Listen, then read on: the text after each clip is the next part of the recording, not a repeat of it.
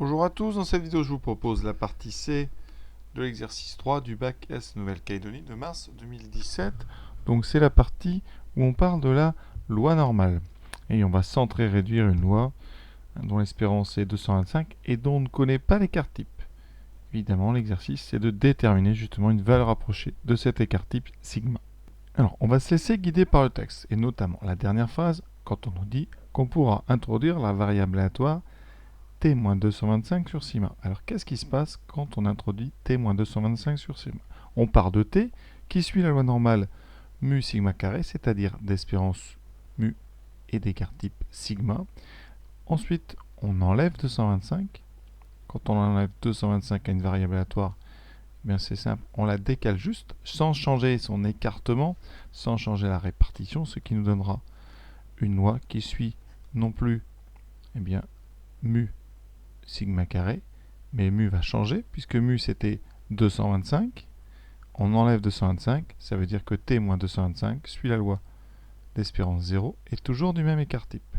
Et ensuite on fait la réduction, c'est-à-dire qu'on divise eh bien, cette variable aléatoire par sigma, et dans ce cas-là, eh bien ça a comme effet eh bien, non pas de décaler, c'est-à-dire qu'on n'est plus en train de centrer, on a déjà centré, mais on va réduire l'écartement ou l'agrandir de façon à ce que maintenant, eh bien, l'écart type, ça devienne 1. Alors ici on met 1 au carré, c'est juste pour regarder la notation. Mais donc notre loi qu'on appelle Z, eh bien, suit tout simplement la loi normale qu'on appelle la loi normale centrée. La loi normale centrée réduite. Et ça, on sait très bien faire les calculs avec, et c'est comme ça qu'on va justement s'en servir. Alors, revenons à notre texte. On nous dit que la probabilité qu'un étudiant finisse son examen en moins de 235, ça veut dire qu'on nous dit quoi? Que la probabilité que donc t soit inférieur à 235, cette probabilité elle est de 0,98. Et donc, eh bien, on va faire ce qu'on vient de dire, on va centrer puis réduire cette loi pour avoir l'occasion d'utiliser eh bien, Z qui suit la loi centrée réduite qu'on appelle donc N01. À l'intérieur de nos parenthèses, on va essayer de passer de T à Z. Donc il faut d'abord enlever 225. Donc on aura la probabilité de T moins 225 inférieure à 235 moins 225. J'ai enlevé en fait 225 des deux côtés. Ça donne toujours une probabilité égale à 98. Et donc dans mes parenthèses, j'ai la probabilité que t moins 225 soit plus petit que 10.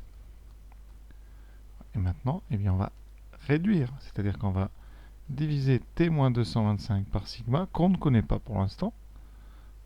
Et donc, ici, on aura inférieur à 10 sur sigma. Sigma est positif, ça ne change pas le sens, et c'est toujours égal à 0,98. Donc, eh bien, ma probabilité, eh bien, c'est la probabilité que z soit plus petit que 10 sur sigma, et c'est égal à 98. Mais z, on le connaît.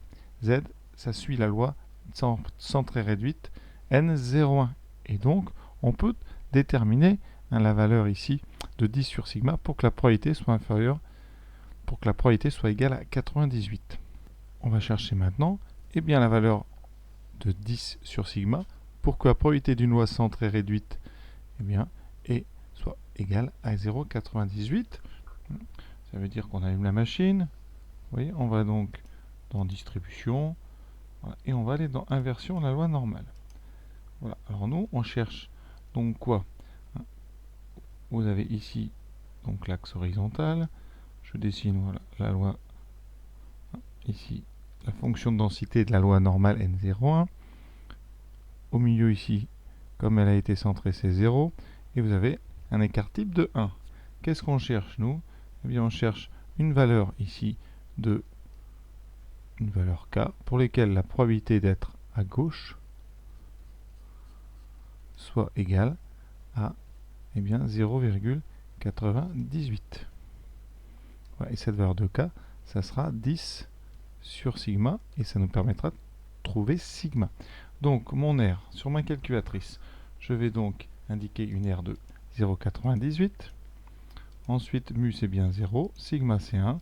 c'est une zone donc à gauche, et je vais donc coller ça dans ma zone, et j'indique, et ça donne 2, alors on indique, ici on trouve donc la probabilité que Z, hein, ici, Z inférieur à 2, on va arrondir, 2,05, elle est égale à 0,98. Ça c'est ce que me donne la calculatrice. Donc, eh bien, ça nous donne le fait que 10 sur sigma est donc égal à 2,05, d'où sigma égale à 10 sur 2,05. Cela nous donne à la machine donc 10 divisé par 2,05. Alors si vous voulez être plus précis, vous mettez les autres décimales. Voilà, 48 911. Et vous aurez donc 4,87. Donc 4,87. Alors comme dans le texte, on nous demandait une valeur à 0,1 près. Réponse. Réponse, je vais écrire ça ici en bas à gauche. Réponse. Eh bien, sigma, c'est à peu près 4,9. Donc voilà la méthode, je pense qu'il fallait utiliser pour répondre à cet exercice. Alors, il existe une deuxième méthode qui n'est pas évidente à rédiger, c'est la méthode par tâtonnement en fait. Je vous montre ça tout de suite. Alors, pour ça, il faut visualiser quand même un petit peu avec des airs. Donc voilà ma loi donc ici. Alors là, ça va être ma loi donc qui s'appelait T.